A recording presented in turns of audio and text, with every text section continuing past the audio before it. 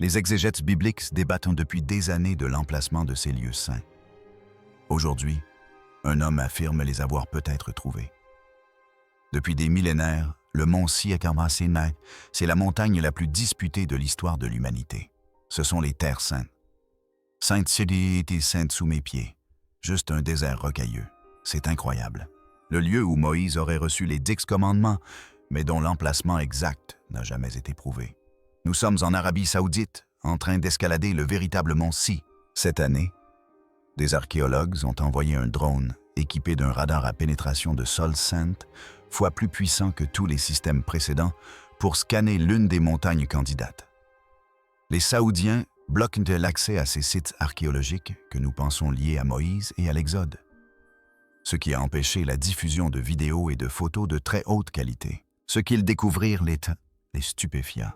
Sous la roche se trouvaient des lignes droites, des chambres souterraines et des motifs géométriques qu'aucun processus naturel ne pouvait produire. Si elles sont confirmées, ces analyses pourraient bouleverser toute l'histoire de l'Exode. La montagne interdite, ce qu'elle a révélé pourrait enfin confirmer des théories qui alimentent les débats depuis des générations. En survolant la montagne, le drone a fait bien plus que prendre des images. Il a mis au jour des formes sous la roche, des lignes droites, des structures enfouies et des motifs géométriques qui n'existent pas à l'état naturel. Pour la première fois, des données concrètes et probantes remettaient en question les débats séculaires entre érudits, explorateurs et traditions religieuses. Les analyses indiquaient que le mont Si se situerait à l'extrême nord-ouest de l'Arabie Saoudite, près du Jabal Makla et du Jabal Alas. Cette découverte a relancé un débat longtemps resté lettre morte en raison de l'inaccessibilité de la région, des restrictions gouvernementales et des tensions au sein de la communauté scientifique. Pour comprendre l'impact de cette découverte, il est nécessaire d'examiner les arguments en faveur et en défaveur de cette localisation en Arabie. Les partisans de la théorie de Jaël et de toutes les lois s'appuient sur le texte biblique lui-même. Dans l'Épître aux Galates, l'apôtre Paul écrit que le mont Sinaï se situe en Arabie. Ils affirment qu'il ne s'agit pas d'un langage symbolique, mais d'une affirmation géographique directe situant le Sinaï hors du territoire égyptien, de l'autre côté de la mer, dans la région connue dans le monde antique sous le nom d'Arabie. Ils font également référence à Moïse après sa fuite d'Égypte. Il vivait à Madian, à l'est du golfe d'Aqaba, où il rencontra le buisson ardent. Si Moïse connaissait déjà la montagne de Dieu dans cette région, il serait logique qu'après avoir quitté l'Égypte et traversé la mer, les Israélites se soient dirigés vers ce lieu. Les partisans de cette théorie affirment que les preuves matérielles la confortent. Au sommet du Jebel Lawz, les roches sont d'une noirceur inhabituelle, comme brûlées, tandis que les montagnes environnantes sont en granit. Ils établissent un lien avec l'Exode X9, qui décrit la montagne tremblant, fumant et brûlante, lorsque Dieu y descendit. Au pied de la montagne se trouve un énorme rocher fendu en deux, avec un canal lisse entre les deux morceaux. Le paysage environnant porte les traces d'un important débit d'eau, malgré le fait qu'il s'agisse aujourd'hui d'une des régions les plus arides. Les croyants font le lien avec le rocher que Moïse a frappé dans l'Exode X7. Une vaste plaine s'étend devant la montagne, assez grande pour accueillir un vaste campement, et de longues rangées de pierres semblent marquer des limites. Les partisans de cette théorie affirment que ces éléments correspondent aux avertissements donnés dans l'Exode, où il était interdit au peuple de toucher la montagne sous peine de mort. À proximité se trouve une grande plateforme de pierre, d'apparence artificielle. Certains l'identifient comme comme l'autel que Moïse aurait construit lors de la cérémonie de l'Alliance. Non loin de là se dresse une autre structure simple, que certains associent au veau d'or, en raison d'anciennes représentations de vaches et de taureaux sculptés dans la roche environnante. Un haut pilier de pierre se dresse isolé non loin du site. Certains prétendent qu'il s'agit de l'un des 12 piliers érigés par Moïse pour représenter les tribus d'Israël. L'ensemble de ces éléments forme un tableau qui, selon beaucoup, correspond trop étroitement au récit biblique pour être une simple coïncidence. Les archéologues et historiens professionnels, cependant, divergent sur des points techniques. Ils soulignent que, du vivant de Paul, l'Empire romain possédait une province appelée Arabie Pétrie, qui comprenait la péninsule du Sinaï. Par conséquent, lorsque Paul a dit que le Sinaï se trouvait en Arabie, Il se référait à la géographie politique de son époque plutôt qu'à la péninsule arabique. Il souligne également que dès 2000 avant notre ère, des écrits égyptiens mentionnent une région du sud de la péninsule du Sinaï appelée Tihat ou Safet, que les linguistes identifient comme une forme ancienne du nom Sinaï.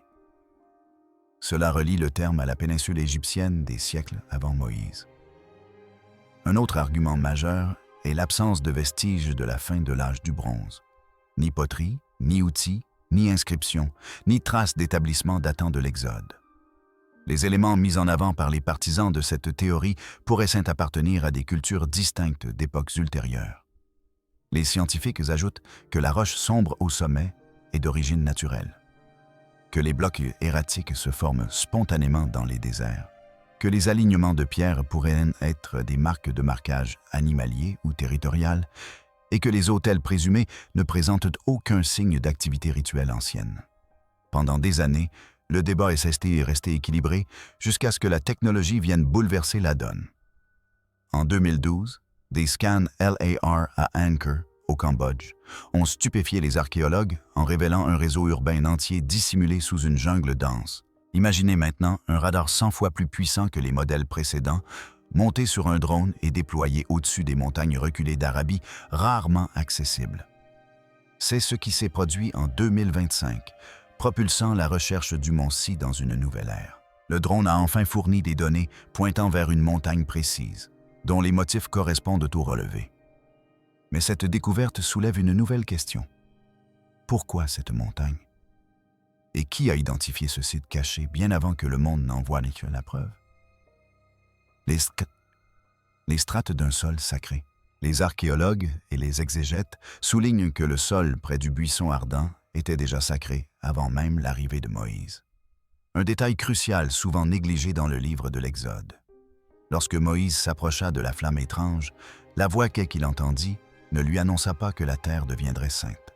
Au contraire, il déclarait « Enlevez vos sandales de vos pieds, car le lieu où vous vous tenez est une terre sainte. » Cela indique que l'Horeb, la montagne de Dieu, revêtait une signification sacrée bien avant que Moïse ne la découvre. De ce fait, de nombreux érudits pensant que Moïse n'a pas découvert une montagne inconnue, mais qu'il est entré dans un lieu sacré préexistant. Après avoir fui l'Égypte, il s'installa à Madian, épousa une femme de la famille sacerdotale de Jethro, également appelée Rule, et vécut parmi des gens qui comprenaient leur paysage avec une profonde conscience spirituelle. En tant que berger sous la direction de Jéthro, Moïse n'errait pas sans but. Il traversait une région marquée par les croyances midianites, où les lieux saints étaient reconnus et respectés. Parvenu à l'Horeb, il pénétra dans un espace sacré, vénéré depuis des générations. Cette idée que Moïse ait rencontré une montagne déjà considérée comme divine renforce l'importance de l'histoire chrétienne ultérieure de la région, notamment avec l'essor de Sainte-Moïse, le monastère de Sainte-Catherine au 5e et 6e siècle. Il est aujourd'hui l'un des symboles les plus forts liés à l'histoire de Moïse, mais ses origines révèlent comment les générations suivantes ont façonné la mémoire de cette montagne. Sous le règne de l'empereur Constantin le Grand, la perception des lieux saints par les chrétiens a connu une transformation radicale. Avant son règne,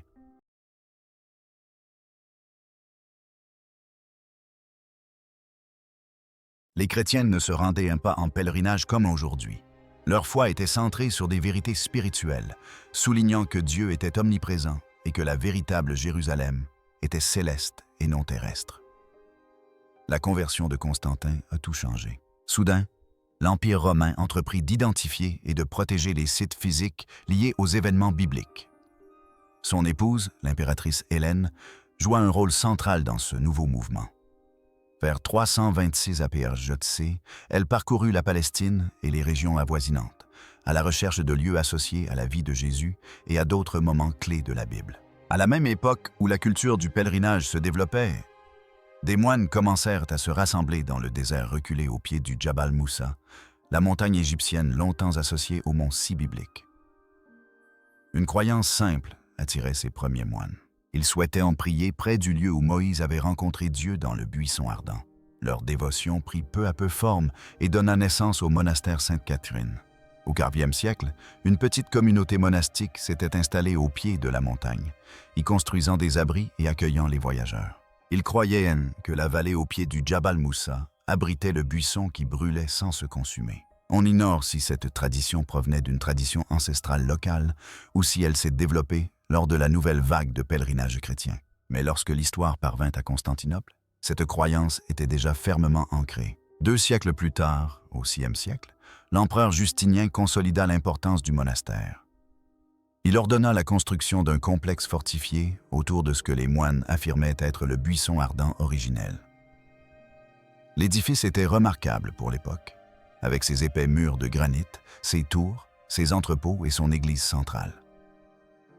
Sa vocation était à la fois spirituelle et protectrice. Assurer la sécurité des moines et préserver les traditions qui s'y étaient enracinées. Entre ces murs, les moines entretenaient ce qu'ils croyaient être le buisson même que Moïse avait vu. Désormais connu sous le nom de buisson ardent du Sinaï, il demeure une plante vivante, soignée quotidiennement depuis près de 15 siècles.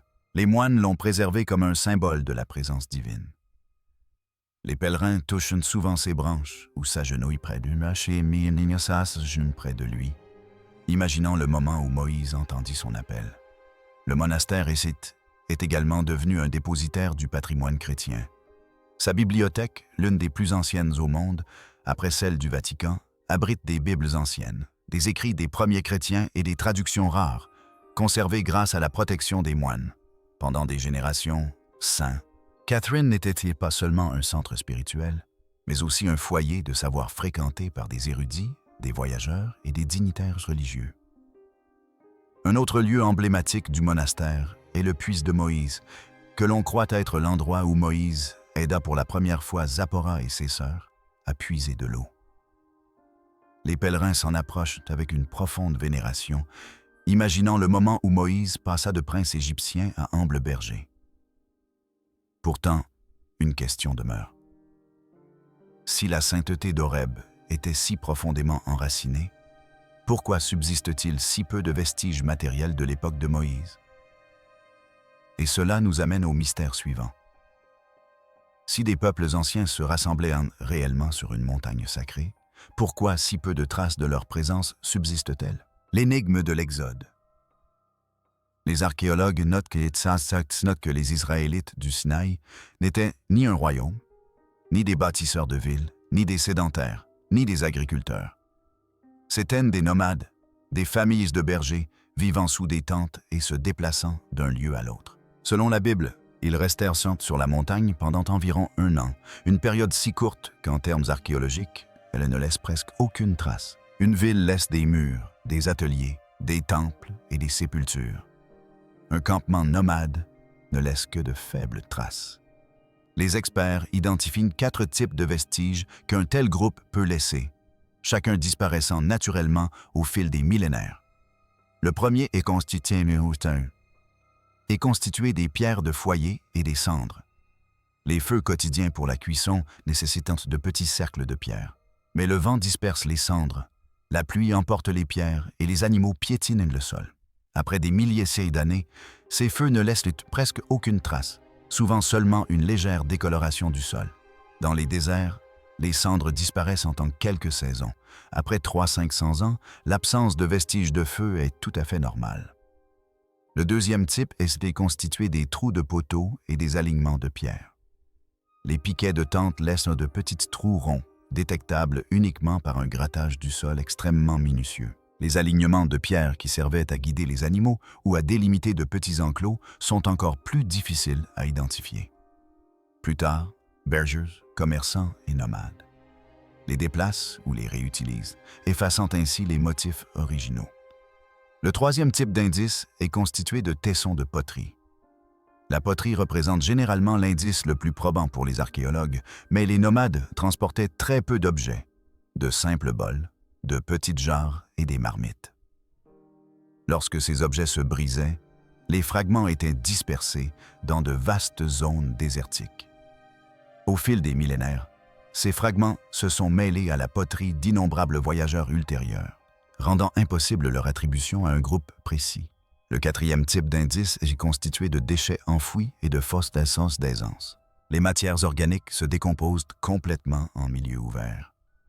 Les déchets humains des Israélites auraient été détruits depuis longtemps par les bactéries, les insectes et le temps. Même si des centaines de foyers, des milliers de fragments de poterie et de nombreuses traces de tentes ont existé, ils auraient été disséminés sur une vaste plaine. Au fil des siècles, cette même région a été fréquentée par des éleveurs bédouins, des commerçants, des soldats, des pèlerins et d'autres nomades, qui y ont tous laissé des traces similaires. Aujourd'hui, les archéologues découvrent un mélange de vestiges datant de nombreuses époques, rendant presque impossible l'isolement des faibles traces d'un campement unique d'un an. Cette absence de preuves correspond donc exactement à ce que les experts attendent d'une population nomade ayant séjourné brièvement. Le problème n'est pas que les Israélites n'aient rien laissé, mais plutôt que leurs traces sont identiques à celles de nombreux autres groupes. En clair, les preuves sont dissimulées non pas parce qu'elles n'ont jamais existé, mais parce qu'elles se fondent dans le décor. Un autre problème se pose avec les Égyptiens, dont beaucoup pensent qu'ils ont consigné l'Exode. Puisque l'Égypte a consigné ses victoires, ses rois et ses guerres, il semble logique qu'elle ait également enregistré la perte d'esclaves, l'humiliation nationale et les désastres militaires. Les égyptologues expliquent pourquoi cette hypothèse est erronée. L'écriture égyptienne servait la propagande royale et non l'histoire objective. Les monuments illustraient le pouvoir du pharaon et non ses faiblesses. Les événements révélant des échecs étaient délibérément passés sous silence. L'Égypte appliquait une règle systématique d'effacement. Les principaux événements négatifs n'ont laissé aucune trace écrite.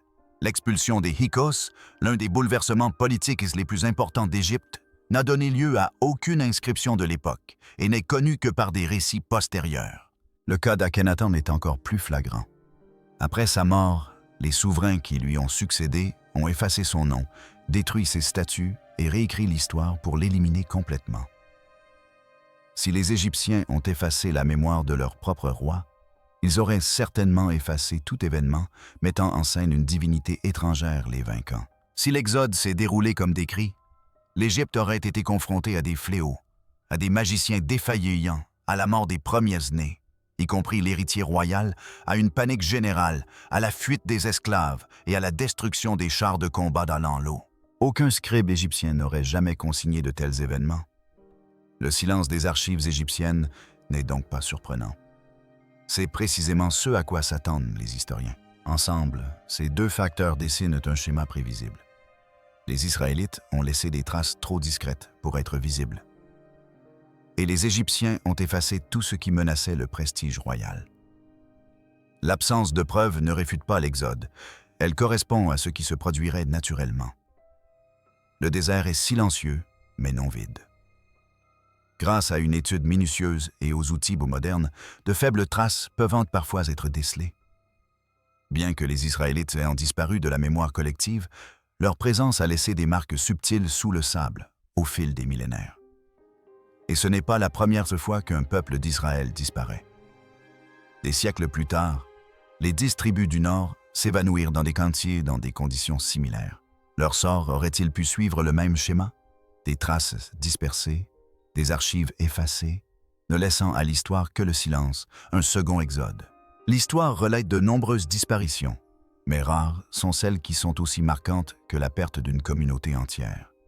L'un des exemples les plus frappants remonte à 722 avant J.C., lorsque l'Empire assyrien envahit le royaume d'Israël au nord du pays. Cette invasion entraîna la disparition soudaine des 10 tribus, un mystère qui perdure depuis plus de 2000 ans. La conquête assyrienne sous Shiyazurphin et Sargon II fut délibérée et systématique. Leur politique impériale visait à déraciner les populations, à les disperser dans des provinces lointaines et à effacer leur identité. L'archéologie confirme la violence de cette campagne. Les fouilles de sites comme Gezer révèlent des murs détruits, des édifices publics incendiés, des couches de cendres et des pointes de flèches laissées là où les soldats sont tombés il y a plus de 700 ans. Le royaume du Nord ne s'est pas effondré progressivement, il a été brutalement déporté. La Bible rapporte que la quasi-totalité de la population du Nord a été déportée, ne laissant subsister que Juda au sud.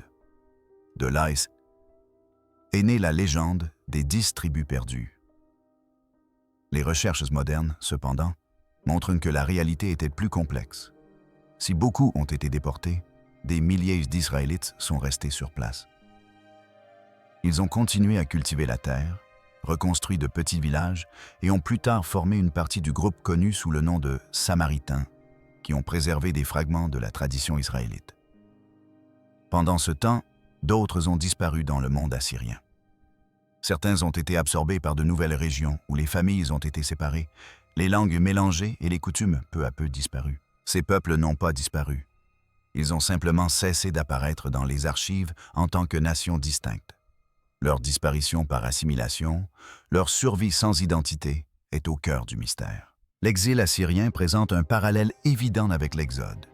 Dans le premier cas, les Israélites quittèrent l'Égypte et disparurent dans le désert, ne laissant presque aucune trace matérielle. Dans le second, ils furent déracinés de leur patrie et intégrés à un empire étranger, ne laissant quasiment aucune trace culturelle. L'une de ces disparitions est géographique. L'autre facteur est démographique. Ensemble, ils montrent comment une population entière peut disparaître sans laisser de vestiges. Au fil du temps, les traditions suggèrent que les tribus ne sont pas restées en Assyrie. Certaines ont peut-être migré vers l'est, le long des routes commerciales et désertiques reliant la Mésopotamie et l'Arabie. Ces routes, notamment les routes de l'encens et de la soie, étaient jalonnées de caravanes et d'auberges fortifiées espacées d'environ 30 à 40 kilomètres. Elles offraient abri, eau et marché le long de corridors désertiques autrement hostiles. Si de petits groupes d'exilés ont traversé ces régions, leurs restes se seraient mêlés aux innombrables traces de marchands, de nomades et de pèlerins empruntant les mêmes chemins. Cette possibilité relie les deux disparitions au même paysage. Les mêmes déserts qui ont dissimulé le mouvement aux Égyptiens pourraient également dissimuler la dispersion aux Israélites. Dans de tels environnements, les traces les plus ténues ne peuvent subsister que sous des formes infimes. L'archéologie moderne utilise des outils comme le géoradar, l'imagerie thermique et la numérisation multispectrale pour détecter les foyers enfouis, les cercles de pierre servant de campement et les petites couches de refuge laissées par des populations temporaires. Les longues routes désertiques peuvent être cartographiées afin d'identifier d'anciens relais de caravanes, des terrasses ou des strates d'habitat enfouis sous des siècles de sable. Une communauté entière peut-elle disparaître sans laisser de ruines visibles? L'exil assyrien prouve que oui. Et si le silence qui entoure les tribus disparues est compréhensible, alors celui qui entoure l'Exode devient plus facile à interpréter. Retrouver ne serait-ce que les plus infimes traces de ces mouvements pourrait fournir les premiers indices matériels à l'un des plus anciens mystères de l'histoire. Les villes enfouies dans le sable. Des archéologues travaillant dans le nord-ouest de l'Arabie ont mis au jour des vestiges d'habitat qui éclairent la vie des Madianites, peuple parmi lequel Moïse a vécu avant l'Exode. Les Madianites étaient une population semi-nomade, active de la fin de l'âge du bronze au début de l'âge du fer. Leur présence se manifeste non par de grandes villes, mais par de petits campements, des avant-postes miniers et des relais commerciaux. Les fouilles révèlent des structures construites sur de simples fondations en pierre, souvent de quelques mètres de large seulement, ainsi que des enclos pour le bétail. La plupart des sites ne couvrent que quelques hectares, témoignant d'un mode de vie nomade plutôt que sédentaire. Un élément de preuve majeur provient de la céramique peinte madianite. Identifiable par ses couleurs rouge-beige et ses motifs géométriques, cette céramique a été découverte sur de nombreux sites de la région. Les tessons dispersés dans les anciens lieux d'habitation constituent des marqueurs chronologiques fiables. La datation au radiocarbone des foyers et des vestiges organiques associés situe nombre de ces sites entre le 15e et le 13e siècle avant notre ère, une période qui concorde avec la chronologie traditionnelle de l'Exode.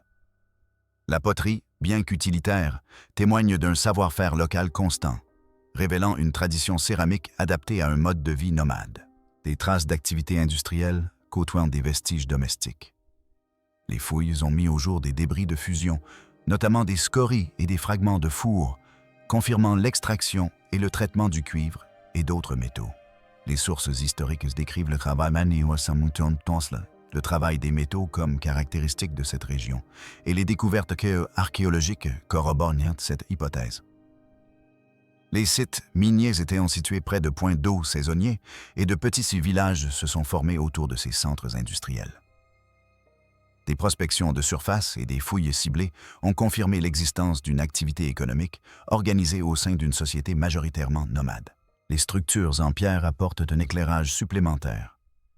Des fondations rectangulaires, des murets et de petits enclos parsèment le terrain. Dans plusieurs vallées, des agencements de pierres circulaires ou ovales semblent avoir servi de base de tente ou d'abri temporaire. Leur répartition clairsemée témoigne d'une structure sociale organisée autour de groupes de fans familiaux et de petits groupes d'échanges commerciaux plutôt que d'une autorité centralisée.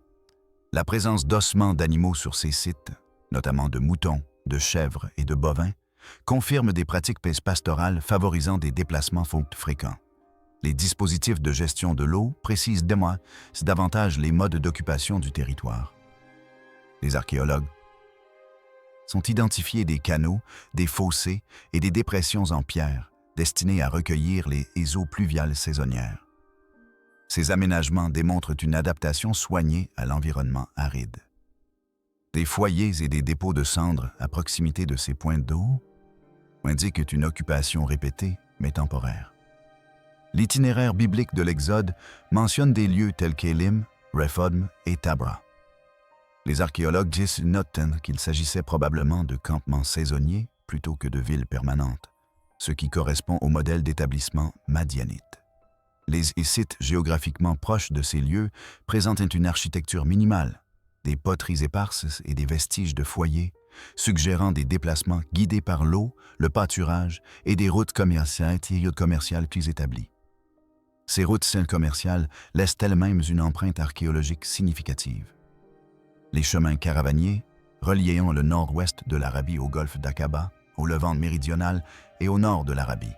Le long de ces routes, les chercheurs ont mis au jour des relais fortifiés, des fosses de stockage et des enclos à animaux.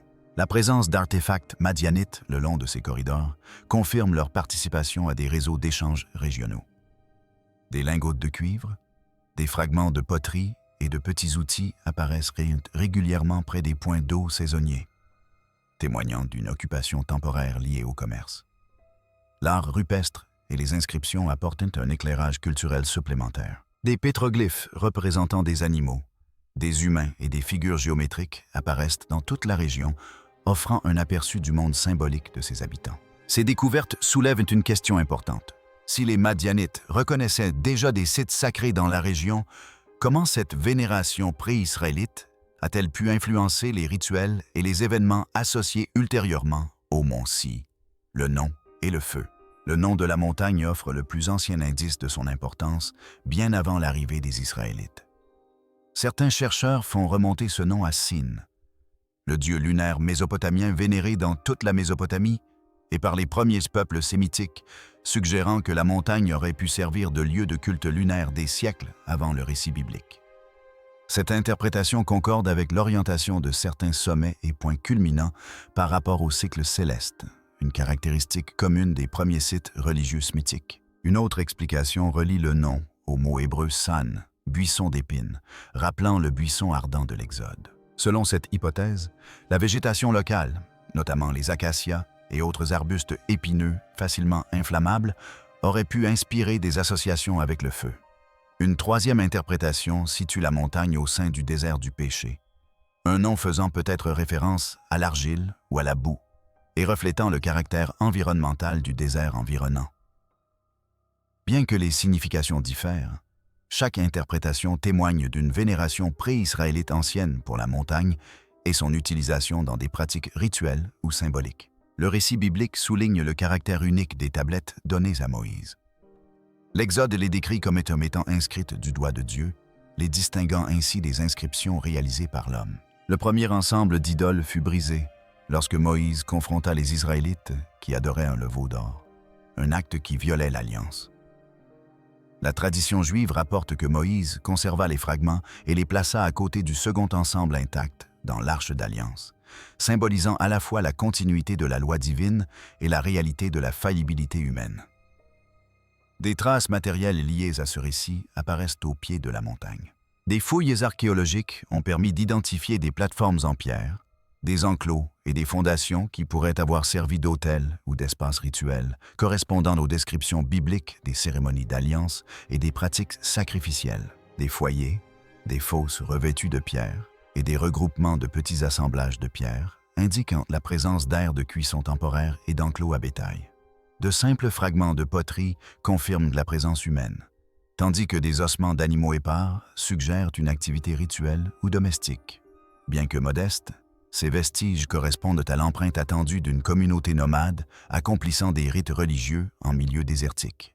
L'épisode du buisson ardent pourrait refléter à la fois une signification symbolique et des phénomènes naturels. Les arbustes épineux, comme l'acacia, contiennent des huiles facilement inflammables, et les conditions désertiques provoquent parfois des incendies déclenchés par la foudre ou la combustion spontanée. Une telle combustion aurait pu paraître extraordinaire aux observateurs de l'Antiquité. Les archéologues ont mis au jour des surfaces rocheuses brûlées et des restes végétaux carbonisés, caractéristiques des feux intermittents du désert, offrant ainsi un contexte physique aux phénomènes incandescents décrits dans l'Exode. La signification plus large de ces montagnes est renforcée par leur situation géographique, leur sommet proéminent, leur coloration saisissante et leur position sur les voies de passage en auraient fait un repère facilement identifiable. Dans l'ancien Proche-Orient, les montagnes sacrées servaient souvent de lieu de rassemblement pour les rituels, les serments et les observations célestes. Les piliers d'incendies de pierre et les autels découverts sur le site présentent des caractéristiques similaires à celles d'autres centres rituels de l'âge du bronze, où des groupes nomades laissaient démarquer des marqueurs durables pour signaler un territoire, une activité sacrée ou l'approche d'un lieu saint. Bien que les tablettes originales aient disparu, leur contexte rituel peut être reconstitué. L'Arche d'Alliance, décrite en détail dans l'Exode, servait de réceptacle portatif pour les objets sacrés, et sa présence sur la montagne souligne l'importance rituelle du site. Les vestiges archéologiques de plateformes et d'enclos à proximité des zones de campement présumées suggèrent des espaces dédiés au rassemblement, à la prière et à la manipulation des objets sacrés. Ces vestiges correspondent aux marqueurs attendus d'une activité cultuelle temporaire. Hôtels mobiles, structures délimitant des espaces simples et lieux de rassemblement communautaires plutôt que des bâtiments permanents. Les vestiges matériels du site témoignent d'une population nomade et saisonnière. Foyers, petits alignements de pierres et poteries éparses indiquent une occupation temporaire, des préparatifs rituels et l'élevage. Les vestiges organiques sont rares, car la décomposition du désert et les perturbations ultérieures ont détruit la plupart des éléments périssables. Cependant, les artefacts subsistants correspondent au mode de vie d'une communauté nomade pratiquant des rites religieux périodiques. Le caractère sacré de la montagne s'est maintenu bien après la période biblique. Des traditions ultérieures ont associé le site à des activités prophétiques, au pèlerinage et, finalement, à la vie monastique. Les monastères fondés entre le Kiv et le XVIe siècle de notre ère témoignent d'une vénération constante pour ce lieu. Cette utilisation religieuse continue à travers les millénaires, suggère que le caractère sacré de la montagne est antérieur à l'arrivée des Israélites et que son importance rituelle a été maintenue grâce à une mémoire culturelle persistante liée à son paysage distinctif. Merci d'avoir regardé. Maintenant, regardez les vidéos qui apparaissent à l'écran pour découvrir d'autres histoires incroyables.